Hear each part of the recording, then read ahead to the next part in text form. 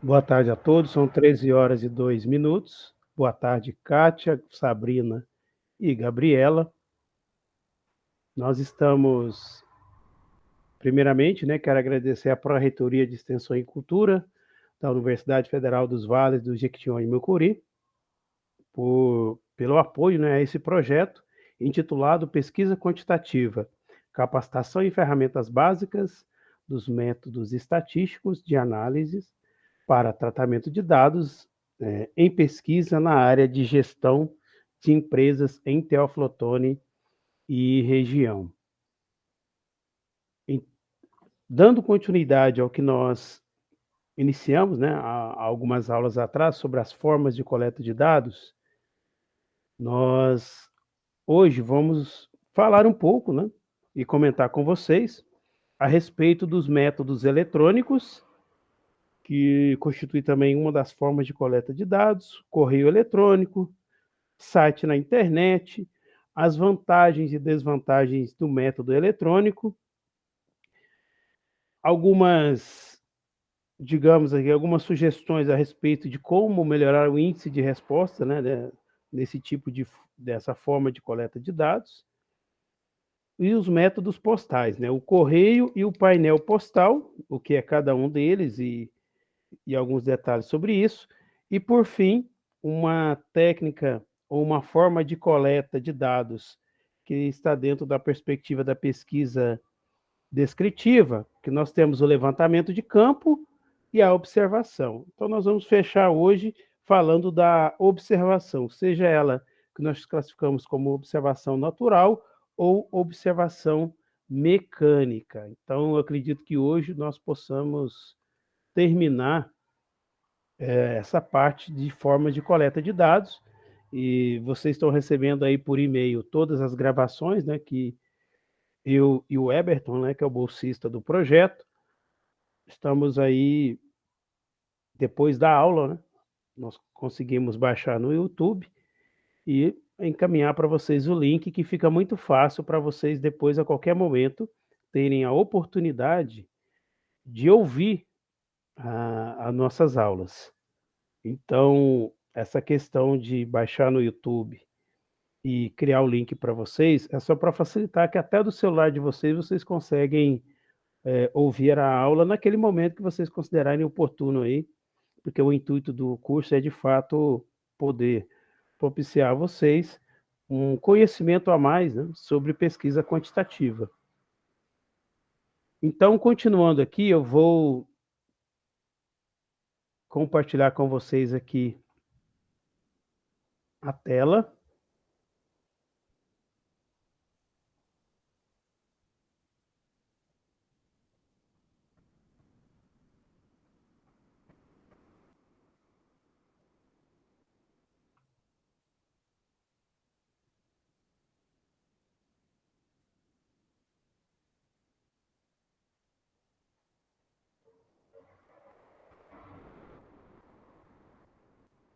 Só um minuto, por gentileza, que eu acho que vou ter que autorizar aqui.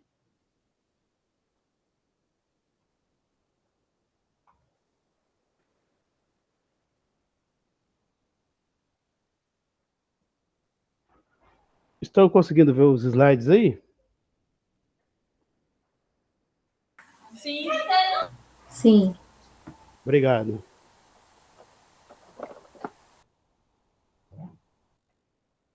Primeiramente,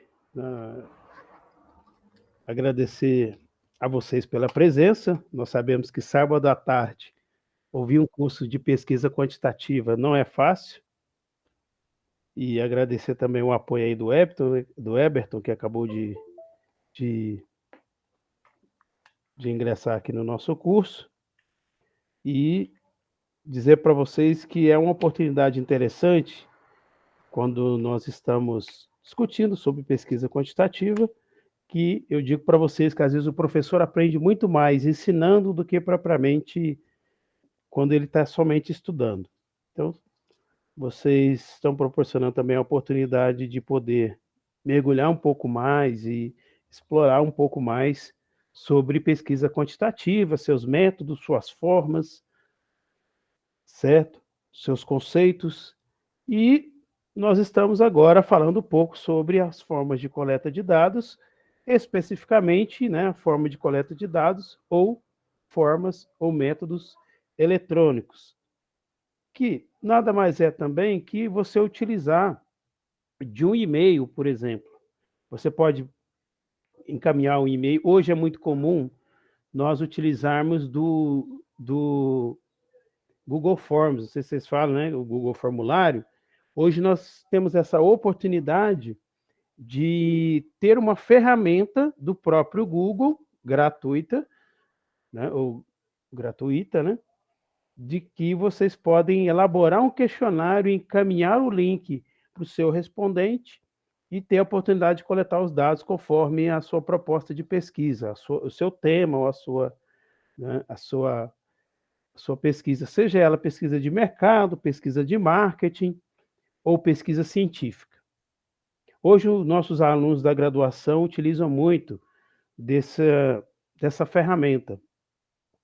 E nós sabemos que, depois eu vou mostrar para vocês vantagens e desvantagens dos métodos eletrônicos, nós sabemos que uma das maiores dificuldades que os alunos têm em relação aos métodos eletrônicos é o retorno, ou seja, a capacidade das pessoas responderem ao seu questionário. Então, muitas vezes, você precisa ter um certo, digamos assim, uma certa persistência, ao mesmo tempo solicitar encarecidamente que as pessoas possam responder ao seu questionário, à sua pesquisa, ou o seu cliente, no caso da empresa, poder responder, por exemplo, sua pesquisa de satisfação, porque hoje em dia nós sabemos que as pessoas muitas vezes têm suas vidas corridas e não tem muito tempo de parar para responder o questionário, a não ser aquelas pessoas que já convivem nesse meio, como nós, professores, como os pesquisadores, né, que nós somos, alunos, né, ou estudantes de cursos, né, de graduação, de pós-graduação, esses são mais aptos a responder, tendo em vista que já vivem nesse meio. Mas o cliente, muitas vezes, não vive nesse contexto. Então, você precisa ter uma certa bons argumentos para que as pessoas possam responder ao seu questionário, principalmente utilizando de métodos eletrônicos. Outra questão do método eletrônico é quando você põe, por exemplo, você posta um levantamento de campo em site. Tem gente que faz muita enquete, né? Enquete é um exemplo disso, né? Que você posta aí, vamos ver o que retorno nós vamos ter a respeito daquele tema. E é interessante também porque a questão da enquete também, se você tiver um público específico, às vezes você consegue, dependendo do tipo de tema ou de assunto, as pessoas se interessam mais, né, em responder. E muitas vezes você consegue um retorno considerável dependendo do público que você vai realizar esse levantamento de campo. Ou o que a gente chama também de survey, tá? Que é outra palavra que possivelmente os senhores vão ver aí na vida de vocês.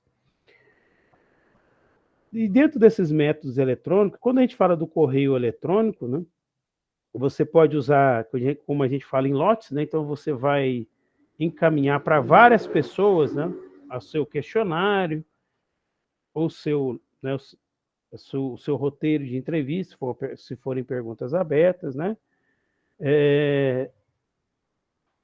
Ao mesmo tempo, é interessante que você solicite ao seu entrevistado, né? Acesse o link lá, por favor. Eu recebo muitos por e-mail, pelo meu e-mail institucional, muitas pesquisas, inclusive de pesquisadores de outras instituições, que estão fazendo uma tese de doutorado, uma dissertação de mestrado, principalmente agora na questão da pandemia.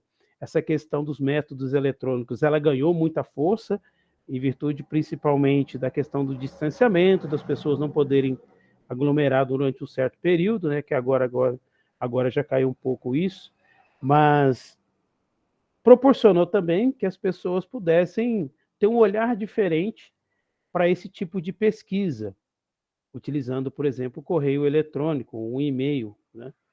E as pessoas ficaram sensíveis algumas, né, ficaram mais sensíveis a esse tipo de situação, em virtude também de que a pandemia trouxe novos formatos, nova conjuntura, principalmente para a pesquisa de campo, não sendo possível, muitas vezes, você ir até o seu entrevistado, mas sim você ter a possibilidade de ter um contato desse entrevistado, pode ser via WhatsApp, via e-mail, e solicitá-lo que responda à sua entrevista, né, ao seu questionário, na verdade.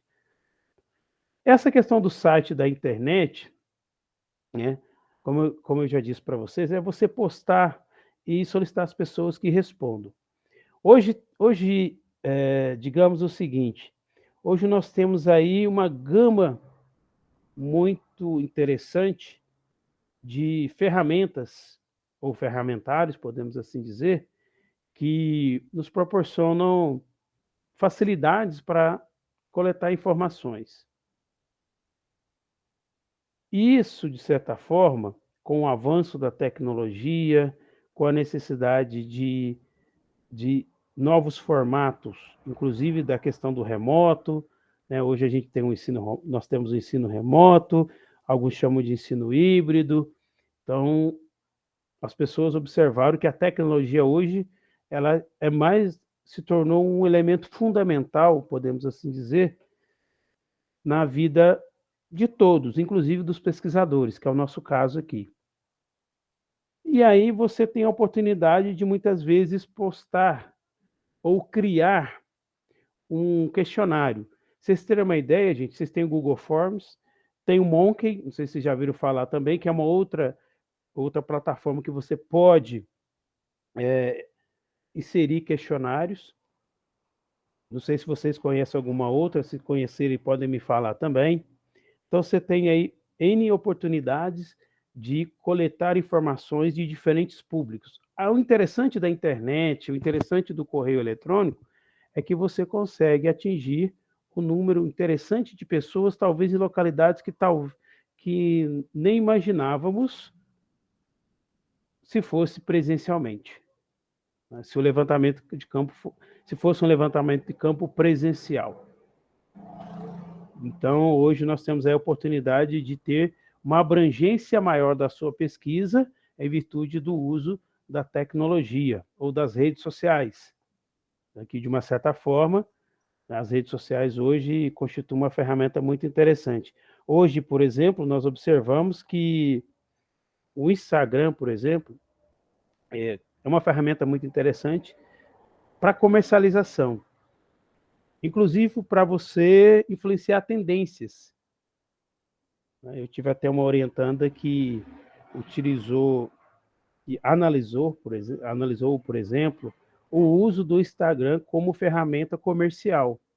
Então, hoje as pessoas utilizam muito o Instagram para divulgar seus produtos, seus serviços, e futuramente vai ser uma ferramenta que podemos utilizar até para fazer pesquisas, né? Possivelmente pode criar um link, né, ou criar uma oportunidade, o próprio Instagram já tirar algumas informações que a gente pode dizer que vai ser mais para frente, que eu vou falar para vocês, que nós chamamos de observação mecânica.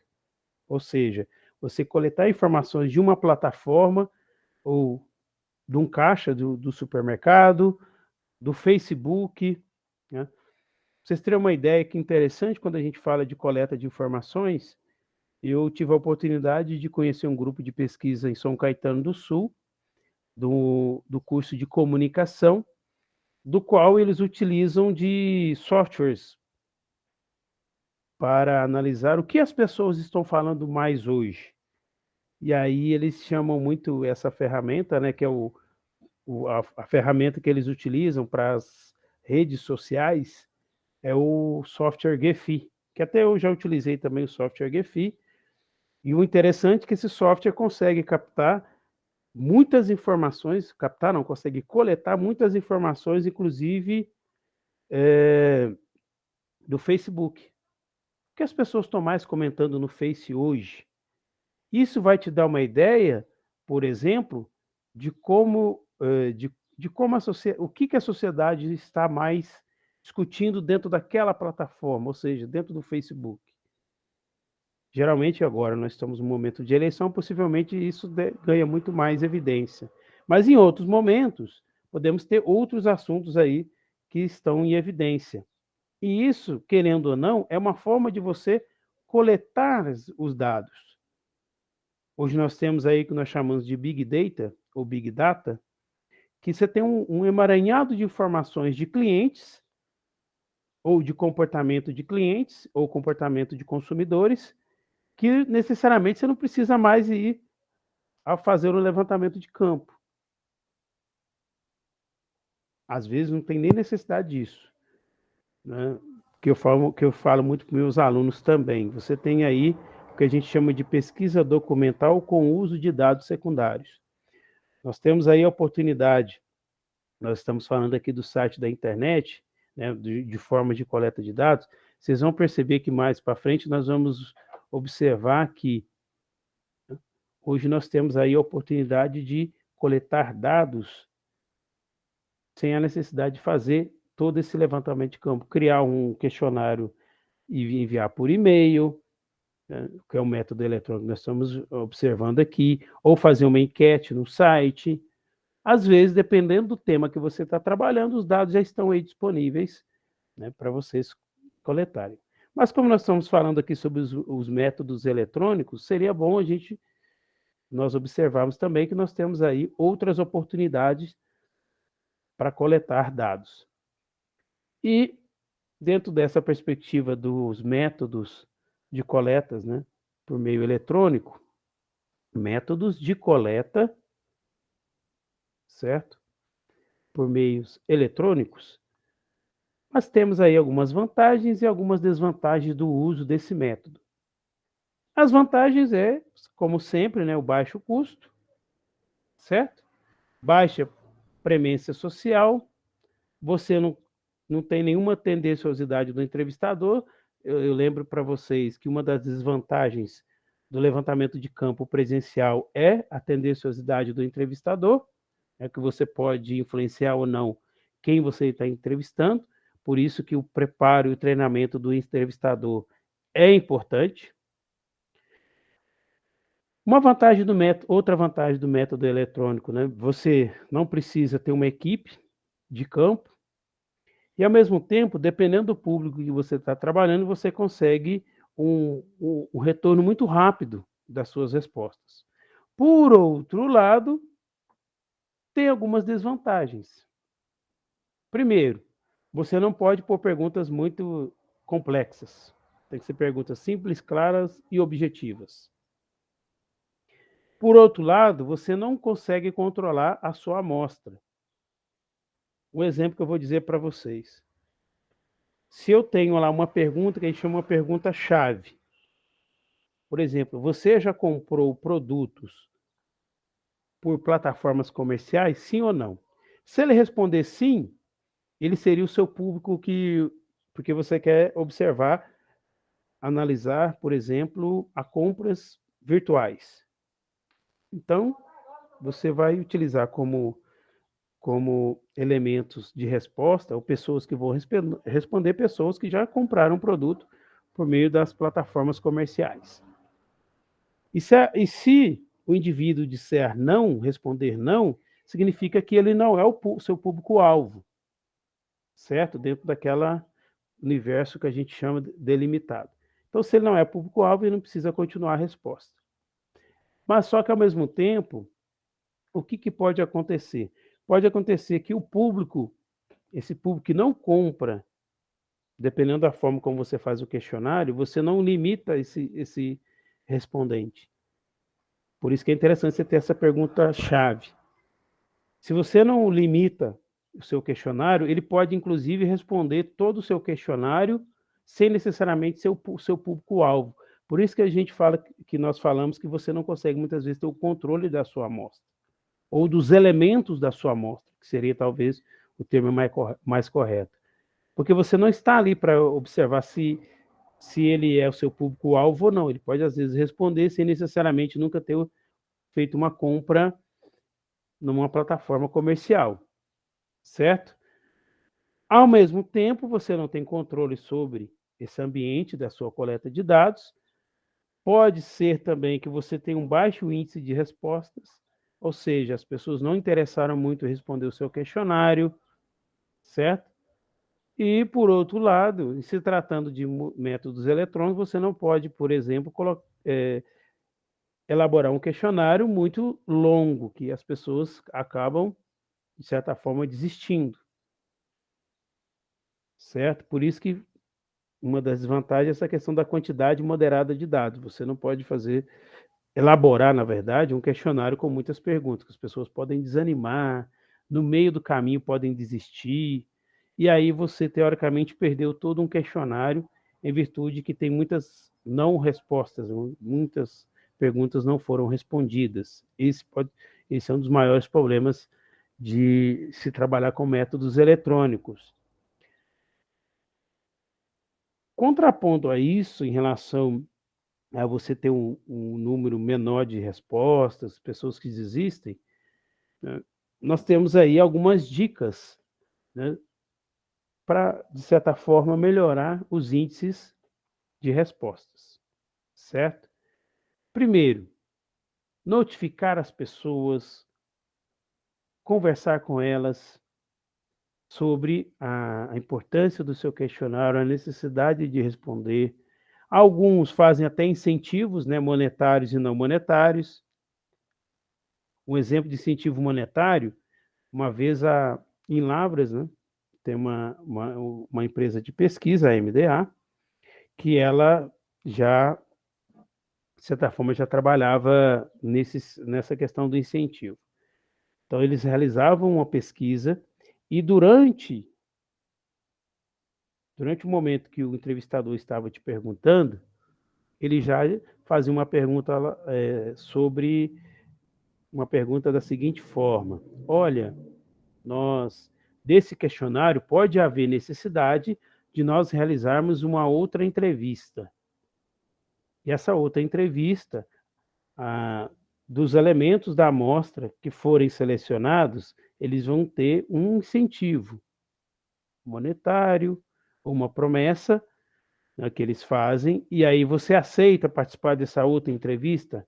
Sim ou não? Aí se você disser sim, você vai entrar naquele grupo seleto de entrevistados que poderiam ser convocados para realizar um outro tipo de entrevista. E aí esse é um exemplo, né, de que a gente fala sobre os incentivos monetários, que pode ser pré-pago, né, ou uma promessa, né, o prometido. Pode ter incentivos não monetários também. Por exemplo, brindes e outras coisas mais. Como uma das ferramentas para você tentar minimizar o problema do índice de respostas. Ou seja, aumentar esse índice. Pode ser por meio de acompanhamento, pode ser também por outros facilitadores, como nós vimos numas aulas anteriores sobre aquela questão da amostragem não probabilística, que nós chamamos de bola de neve. Está aí um exemplo que é outros facilitadores. Você vai indicar outras pessoas para essa entrevista. Pode, inclusive, ser realizado por meio do método eletrônico, professor? Pode. Você pode, inclusive, ter uma pergunta lá se ele indicaria mais alguém para responder a esse levantamento, a esse questionário. Se sim, né, diga o nome ou o contato. Aí você poderia indicar essa pessoa, o nome dela ou o contato, que aí poderíamos dar continuidade à pergunta, né? Continuidade ao levantamento de campo, né, por meio dos métodos eletrônicos. Logicamente, quando eu falo levantamento de campo, porque alguns autores eles separam, né, o levantamento de campo. Ele pode ser tanto presencialmente, quanto também utilizando dos meios eletrônicos. Isso pode se chamar, sim, levantamento de campo. E depois vai ser um pouco diferente quando nós falamos da observação, tá? Que a observação, muitas vezes, ela se torna um elemento muito mais presencial. Depois nós vamos ver a que se refere essa questão da observação. E aqui tem alguns aspectos técnicos que são interessantes, inclusive para quem vai fazer algum tipo de entrevista, inclusive vocês ou nós, né? ou eu, quem mais for fazer a entrevista. Primeiro, né, são 5 dicas aqui. A pergunta aberta deve ser feita com tranquilidade. Algumas pessoas precisam de mais tempo para pensar. O que muitas vezes acontece? Na hora de entrevistar o indivíduo, eu tenho tanta pressa em coletar os dados que eu não deixo nem o indivíduo pensar. Que aí eu já quero ir para a segunda pergunta e de repente ele nem sequer pensou na primeira e eu já quero realizar a segunda pergunta. Não, faça com calma, com tranquilidade, faça a pergunta. Você entendeu a pergunta? Não. Posso repeti-la? Pode. Faz a pergunta de novo. O senhor, a senhora ou você entendeu a pergunta? Sim. Aí sim ele vai responder para você. É interessante isso porque o entrevistador precisa ter muita paciência, principalmente com o público que ele vai trabalhar. Se é um público, por exemplo, de um nível educacional maior, pode ser que ele não precise repetir a pergunta. Por outro lado, corre-se o risco, quando eu não repito a pergunta, dele entender errado a pergunta. E se ele entender errado, seu questionário está totalmente enviesado. Por quê? Você fez a pergunta e nem teve assim a perspicácia de perguntar para ele, você entendeu a pergunta? Ele fala assim, entendi.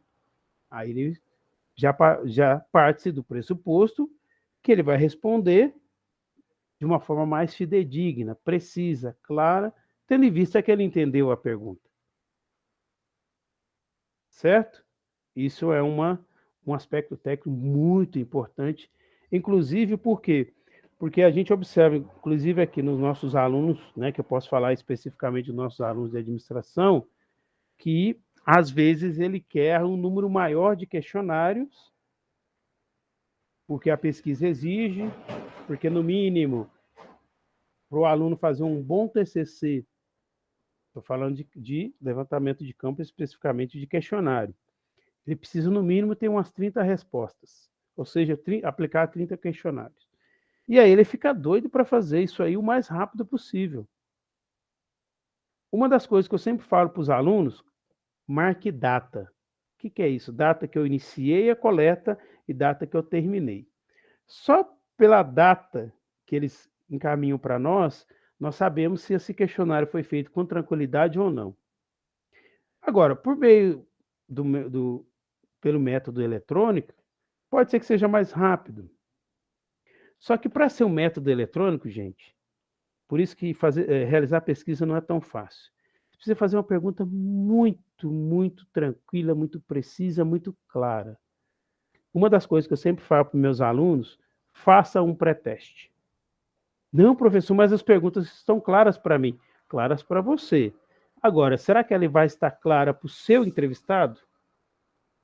Uma coisa é eu, enquanto pesquisador, que leio sobre o tema, entendo sobre o tema, mas se eu não entendo, eu tenho uma base mínima. Outra questão é quem nunca viu.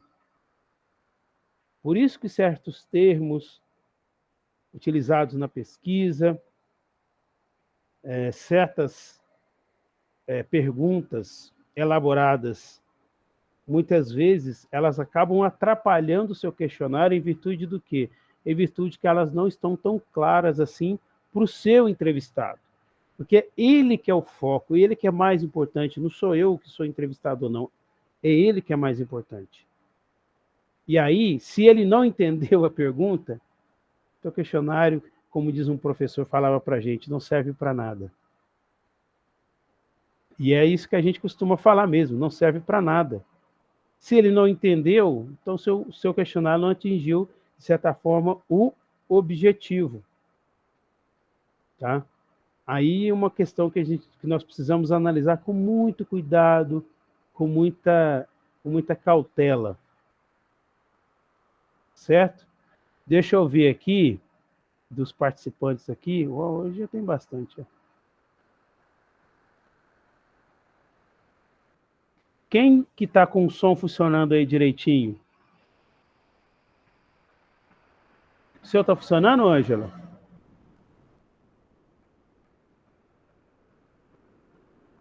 Seu som está funcionando, aí? Oi, acredito que sim. Estou com fone aqui, mas acredito que sim. Ah, não. Estão me escutando? Sim, estamos ouvindo, sim.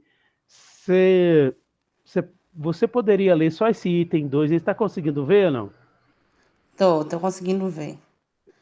O É. entrevistador não deve contentar com a primeira resposta. Explore. O que você entendeu aí dessa frase aqui do slide? Eu entendi que a gente precisa ter mais de uma resposta, ou então, né, não confiar somente na primeira resposta, né, para ter um resultado mais claro. Isso, muito bem. Porque aqui nós estamos dizendo o seguinte: ah, pode ser que a primeira resposta, né? É como você disse, pode ser que a primeira resposta não seja uma resposta que atenda de forma satisfatória a pergunta, né? Aí por isso que é bom explorar Isso. melhor, né? Sobre essa questão. Essa 3 aqui você consegue ler? Tá conseguindo ver aí direitinho? Tá, peraí, pelo celular aqui, mas eu consigo. A questão aberta permite certa flexibilidade do entrevistador, ou seja, após a resposta, pode-se fazer intervenções do tipo: como assim? Poderia explicar? Melhor para que eu possa explicar melhor para que eu possa entender? Poderia dar um exemplo? O que quer dizer com isso? Como aconteceu? Por que está dizendo isso? O que te levou a dizer isso? Viu, Ângela e demais, quantas perguntas você pode fazer para poder explorar mais, né? Principalmente a questão aberta, Sim, né? Porque o que às vezes acontece, Ângela e demais. Obrigado, viu, Ângela, pela por leitura. nada. O que acontece muitas vezes no levantamento de campo que nós, enquanto entrevistador, fazemos? Muitas vezes nós não exploramos de forma profunda uma pergunta. E aí, se você não consegue explorar bem essa pergunta em profundidade, você pode estar cometendo o erro assim de perder detalhes importantes ali na sua pesquisa. Por isso que a literatura sugere. Como assim? Aí você faz uma pergunta, um exemplo de uma pergunta, e às vezes acontece com a gente mesmo, né? Você vai perguntar para o seu cliente, como, como o senhor avalia, por exemplo, o produto da empresa X? Péssimo. Como assim? Poderia explicar melhor para eu entender? Não, é péssimo, porque eu fui comprar, o vendedor falou para mim que o produto era bom, comprei, inclusive o produto não era tão barato, mas ele disse para mim que ele era um pouco mais caro por questão da qualidade, que eu poderia confiar que o produto é bom, comprei, a hora que eu fui usar o produto simplesmente não consegui utilizá-lo. Aí já começou a dizer o seguinte, que a avaliação dele do produto, da qualidade do produto como péssima, se deve a esse fator, certo? Aqui, poderia dar um exemplo, certo? Às vezes você faz uma pergunta para o seu entrevistado, tá? Uma pergunta que talvez carece dele exemplificar, né? Olha, eu gosto daquele produto daquela loja B, né? Porque o produto deles é um produto muito bom, eu compro há anos, certo? E, e eu vou ser sincero para você, eu recomendo. Aí eu falei assim, mas dá um exemplo aí, por exemplo, de uma situação que você comprou o produto e deu tudo certo, e aí você está dando essa nota muito boa para o produto que o senhor comprou da loja X, certo?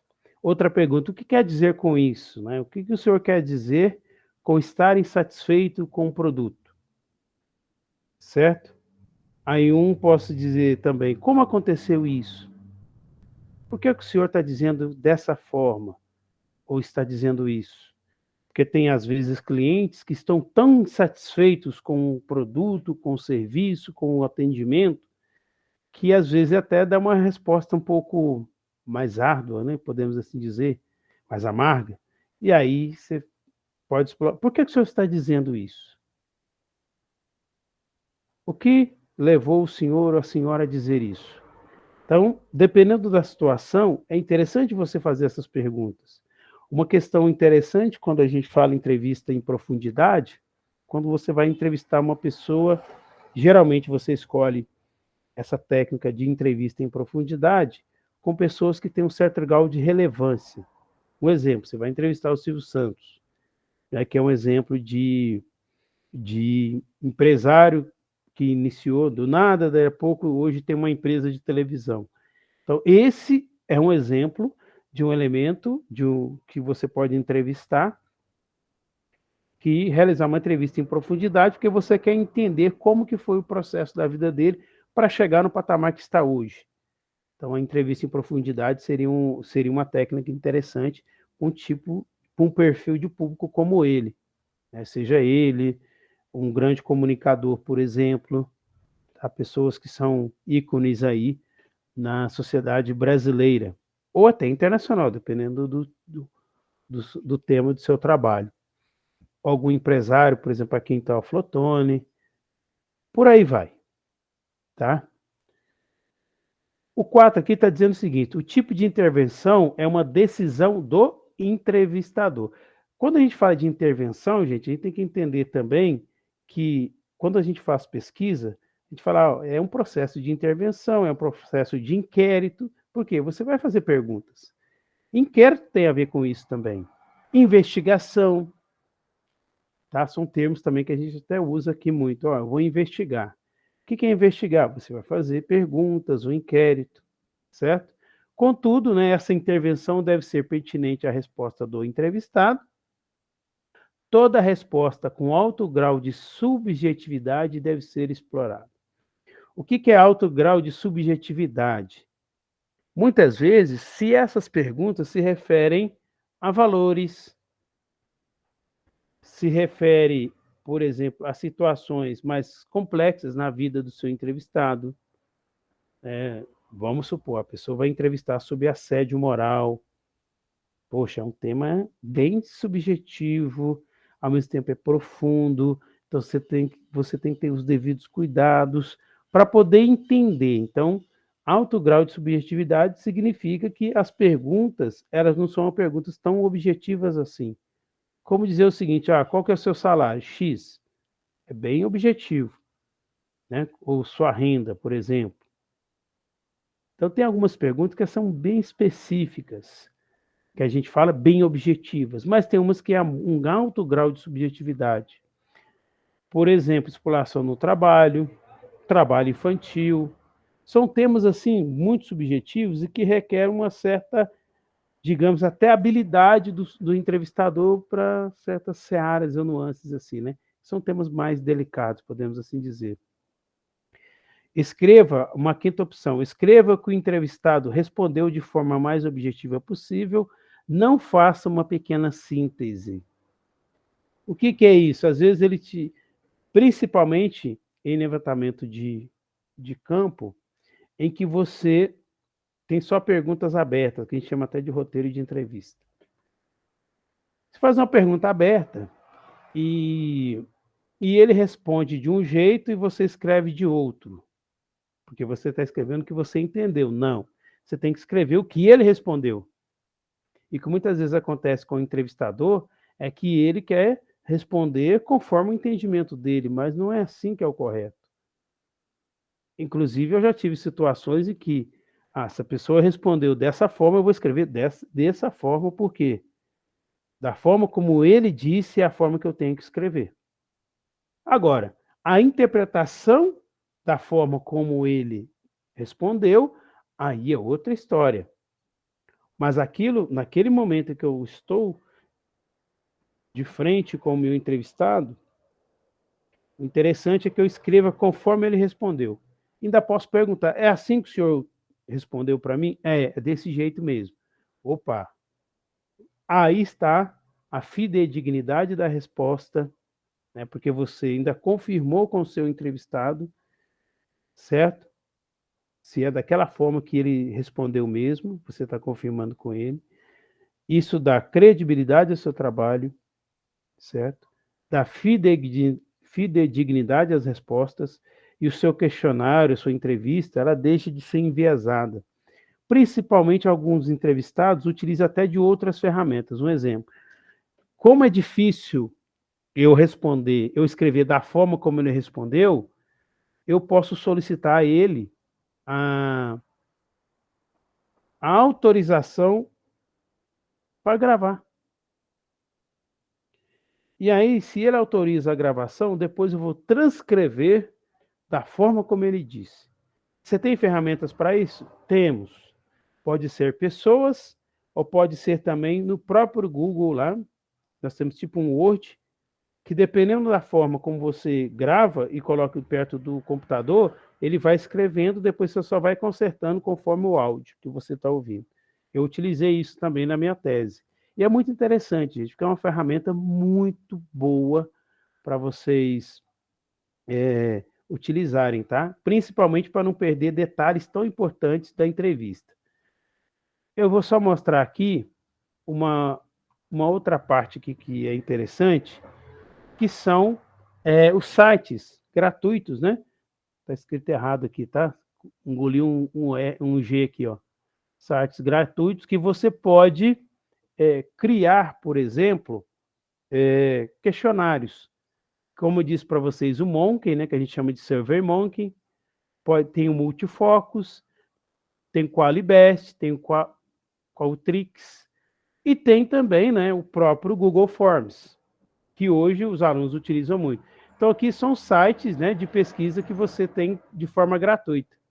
E aí vocês podem, né, conforme o tema que vocês estão trabalhando, ou conforme os clientes que vocês querem entrevistar, quando é empresário, né, situação de empresário, ou de consultor, tem aí,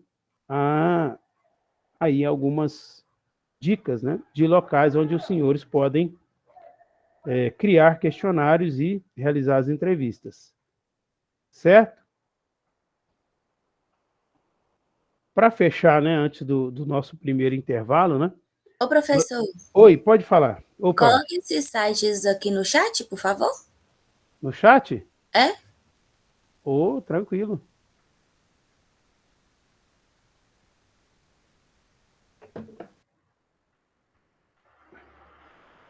Eu vou até aqui depois consertar aqui. Deixa eu consertar aqui primeiro que o G gratuitos. É survey. SurveyMonkey. Então, vou colocar ali.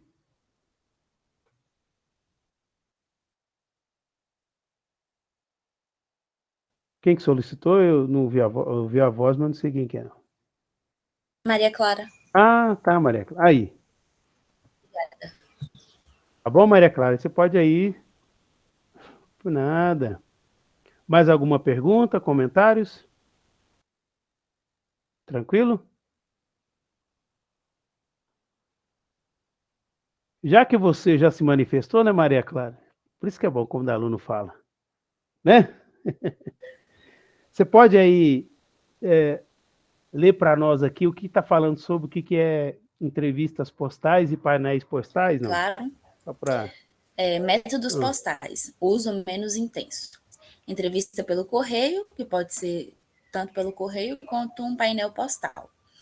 Observação: quando o amplo acesso ao público por e-mail ou por internet não é viável, as entrevistas postais é o envio do questionário pelo correio. E os painéis postais é a amostra grande, nacionalmente representativa, de residências que concordam em responder a questionários postais periódicos. Certo. Por que a gente coloca aqui que é obrigado, viu, Maria? Nada. Maria Clara, isso? Aqui nós colocamos que é o uso menos intenso, porque hoje, a partir do instante que avançou na tecnologia, hoje se utiliza muito pouco o correio, né? O correio para entrevista. Se você tem oportunidade, como a Maria Clara solicitou aí, os links aí, por exemplo, do SurveyMonkey. Então, não há mais necessidade de ficar utilizando correios, né? Que é um gasto que você vai ter a mais para poder...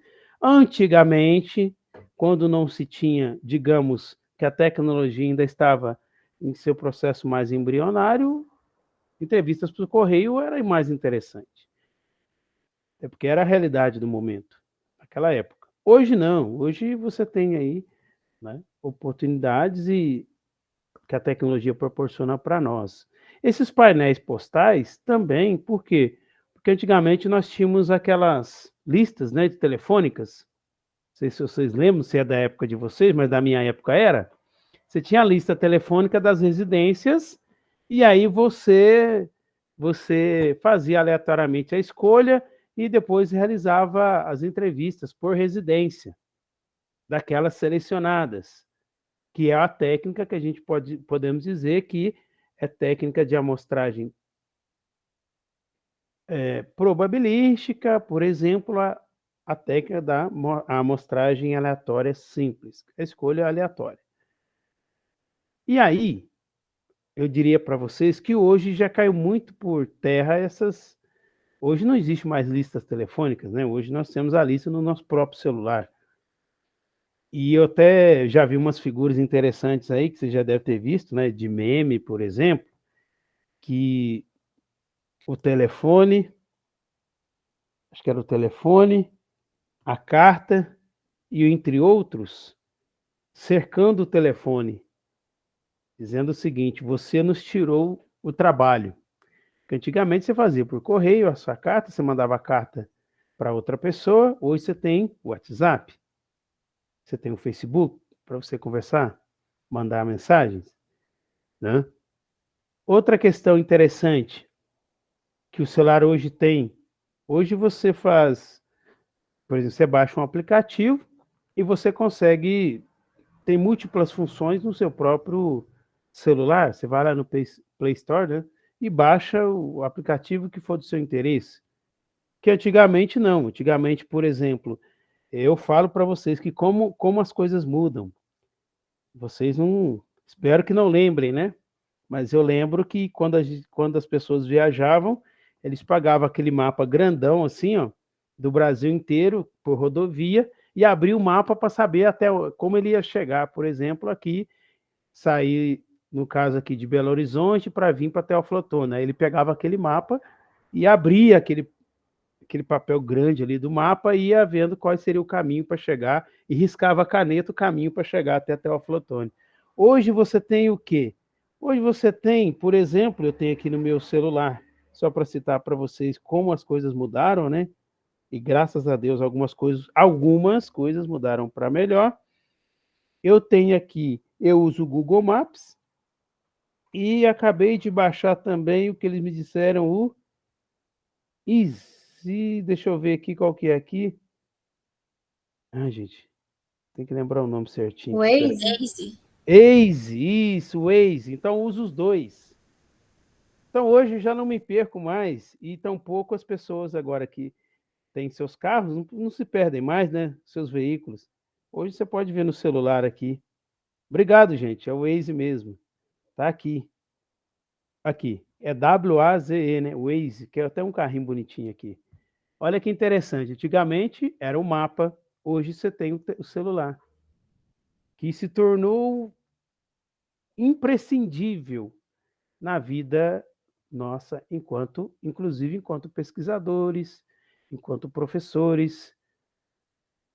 É tão interessante o que nós temos hoje em mãos, que é o celular, né? Que hoje ele pode ser uma ferramenta muito interessante.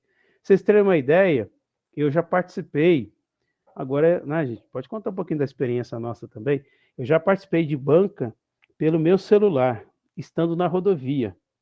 Aí eu tenho aqui o Teams, mandaram para mim o Meet, né, que é outra interessante que eu uso, e pude participar de uma banca estando viajando. Lógico, também depende de ter uma internet boa, né? Aí eu consegui participar de uma banca mesmo estando viajando. E é interessante isso, nós observarmos o quanto avançou a tecnologia, né? E para nós, enquanto pesquisadores, também é interessante, porque hoje nós podemos dizer que nós temos hoje uma população no Brasil, eu vou até olhar aqui, população brasileira.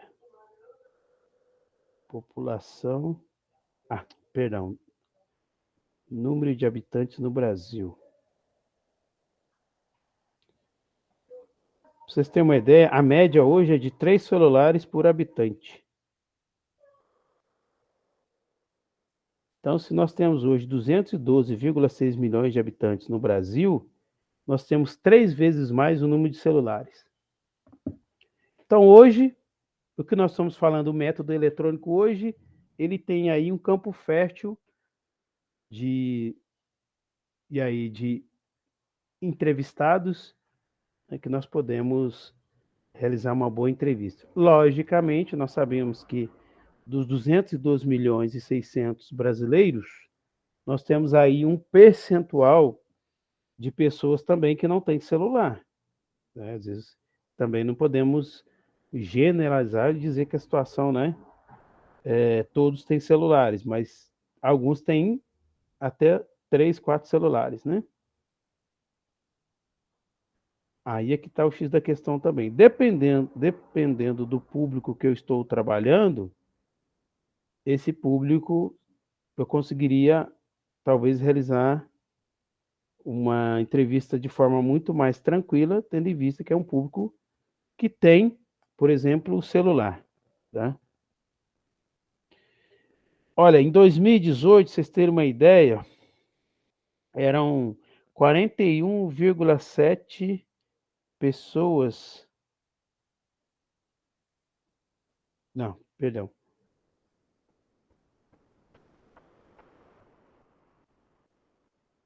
Hoje é 4,7% das residências que não haviam qualquer tipo de telefone, certo? Então, hoje, olha para você ver, nem 5% das residências no Brasil não tem telefone. E aqui temos uma informação seguinte: 79,3% dos brasileiros têm celular, conforme o IBGE. Então, vamos arredondar aí para 80% dos brasileiros têm celular. Ou seja, nós temos uma média de 20% que não tem. Certo? Se você for colocar 212 milhões, 212,6. Se nós formos pegar 212,6, aí já podemos dizer que é um número considerável. 212,6 milhões de pessoas. E desses 6 milhões, desses 212,6,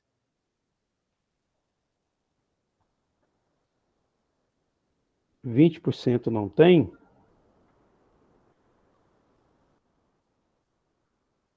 Nós estamos falando em média de 42 milhões de pessoas ainda não têm celular. Considerando o tamanho da população, né, ainda há um número considerável de pessoas sem celular, 42 milhões de pessoas. Então, é coisas que a gente tem que verificar também e observar por meio dos números. Ainda temos um número considerável de pessoas que não têm celular. Como eu disse para você, dependendo do público, conseguimos, de uma forma muito tranquila, coletar os dados por meio dos métodos eletrônicos. Tranquilo? Vou parar aqui a gravação. Agradecendo a Pró-Reitoria, né, de Extensão e Cultura da Universidade Federal dos Vales do Jequitinhonha e Mucuri.